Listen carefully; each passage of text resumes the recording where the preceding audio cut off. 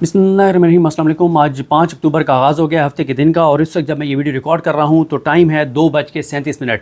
और टाइम इसलिए बताना पड़ता है, आपको पता ही है कि डेवलपमेंट्स कितनी तेज़ी से हो रही हैं।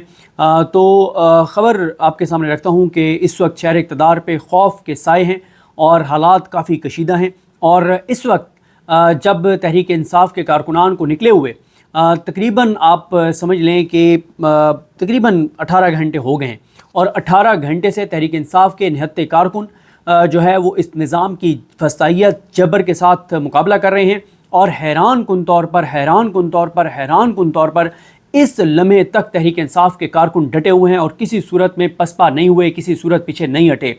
और इमरान खान साहब की सालगिरह का केक काटा गया है, और आमिर मुग़ल साहब ने वो केक काटा है। आमिर मुग़ल साहब ने पहले 12 बजे का ऐलान किया था कि मैं केक काटूंगा। और आमिर मुग़ल साहब के बारे में कई बार मैं जिक्र कर चुका हूँ कि मीडिया शायद उनको इतना ना जानता हो, पाकिस्तान भर के लोग उनको ना जानते हों, लेकिन हम जो इस्लामाबाद को कवर करते हैं, हम जो इस्लामाबाद की सूरत हाल को समझते हैं, जानते हैं, हमें पता है कि तहरीक इंसाफ की इस्लामाबाद की जो मूवमेंट्स हैं उनको जो कामयाब अब तक किया जाता रहा है, उसमें 2 शख्सियात हैं जो सर फहरिस्त हैं। पहले आमिर मुग़ल साहब और दूसरे हैं अली नवाज़ अवान साहब। अली नवाज़ अवान साहब जो है वो अगवा हुए थे, और इस वक्त ज़ाहिर है वो उस तरह से एक्टिव नहीं हैं, लेकिन उनके भाई जो रिजवान अवान साहब हैं, जो वकील हैं, वो बहुत एक्टिव हैं और बहुत ज़बरदस्त केसेस लड़ते हैं और पूरी तरह से एक्टिव हैं। लीगल टीम, इमरान खान की जो लीगल टीम है उसके वो अहम और तगड़े खिलाड़ी हैं।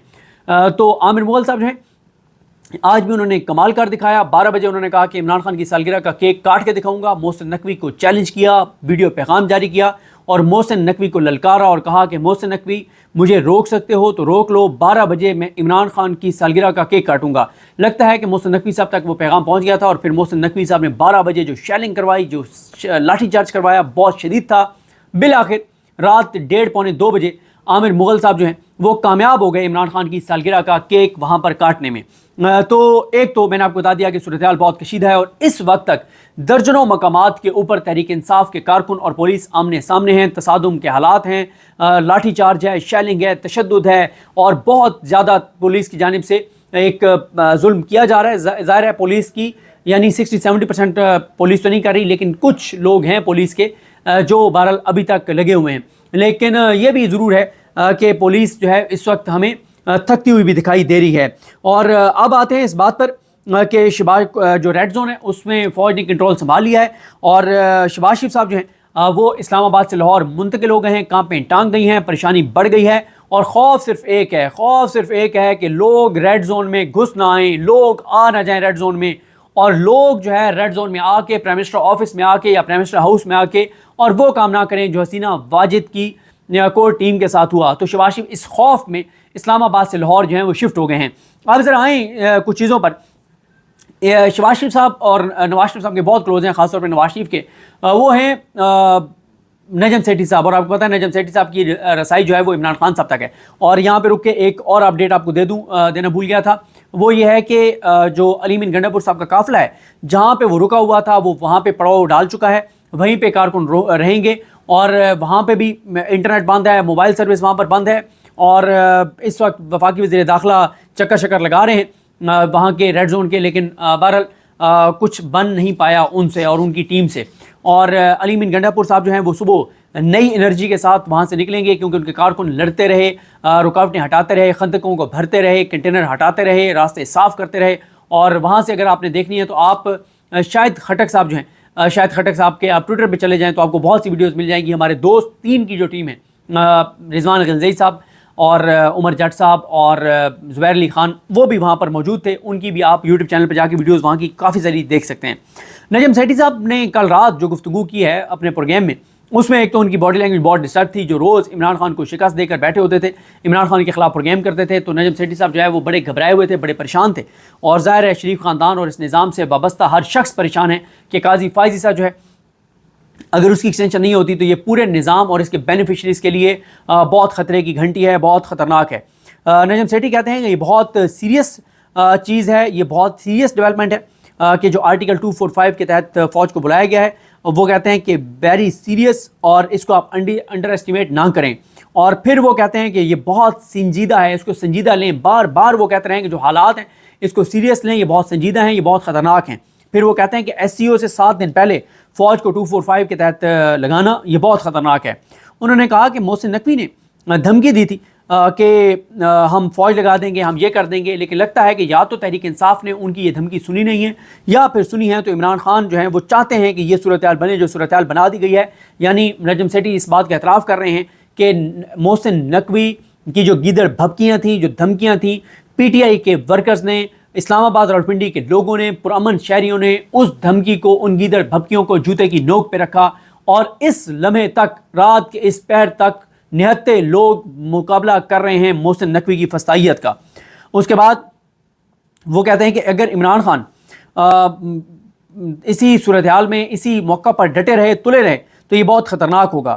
اور وہ کہتے ہیں کہ ایک ایسی صورتحال بن گئی ہے جیسی صورتحال پہلے، جیسی ڈیولپمنٹ کبھی نہیں ہوئی، اور وہ کہتے ہیں کہ اس سب کو جو ہے وہ لائٹلی نہیں لینا چاہیے، اس کو ہلکا نہیں لینا چاہیے۔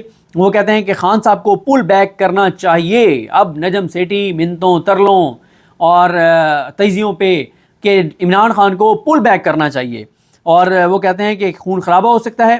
پھر یہاں پہ آ جائیں جو اب نئی بحث چھڑ گئی ہے، اور پہلی بار جو حکومتی کیمپ ہے، جو شریف خاندان کے قریبی لوگ ہیں، ان میں سے نجم سیٹھی صاحب پہلی بار یہ بات کر رہے ہیں۔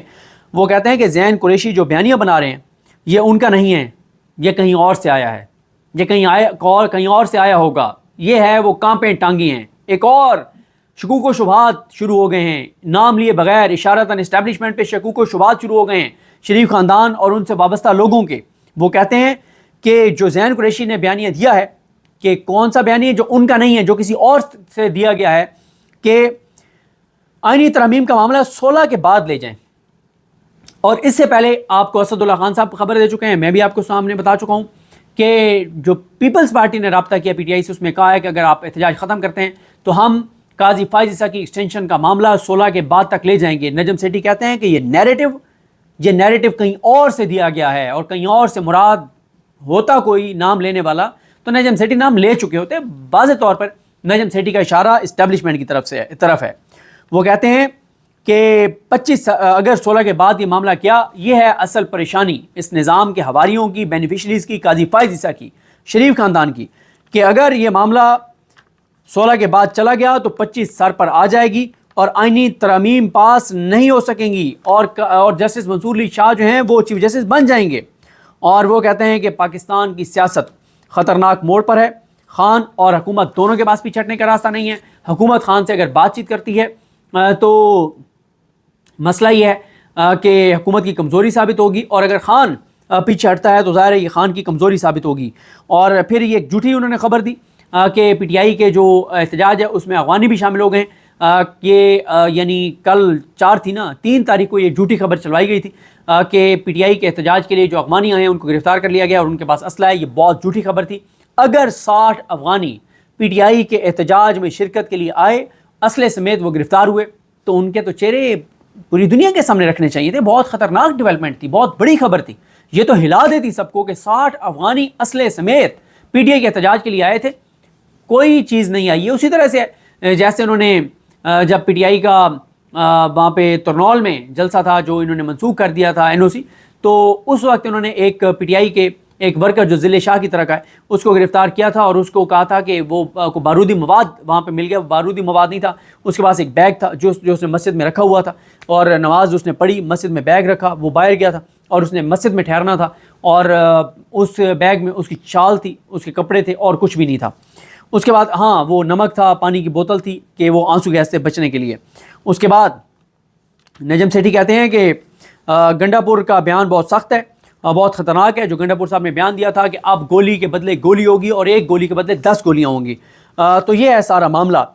تو باقی میں آپ کو 2-3 چیزیں بتا چکا ہوں کہ فوج جو ہے وہ اس نے کنٹرول سنبھال لیا ہے، لیکن جو ہے وہ حکومت جو چاہ رہی ہے کہ خدا نہ خواستہ فوج اور عوام کے درمیان تصادم کروائے، تو میرا نہیں خیال کہ یہ نوبت آئے گی، اور نہ ہی میرا خیال ہے کہ یہ فورٹ پاکستان کر سکتا ہے، نہ ہی فوج یہ کرے گی۔